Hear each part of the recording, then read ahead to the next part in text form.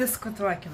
Taigi, ką tik pamačiau darbo skelbimą ir darbo laikas 2 pamainom nuo 6 ryto iki 6 vakaro, pirma pamaina, o antra pamaina nuo 6 vakaro iki 6 ryto, tai ta prasme per naktį visą dirbti. Tai kelintą reikia keltis ir kaip reikia būti žmogui jau 6 valandą darbingam.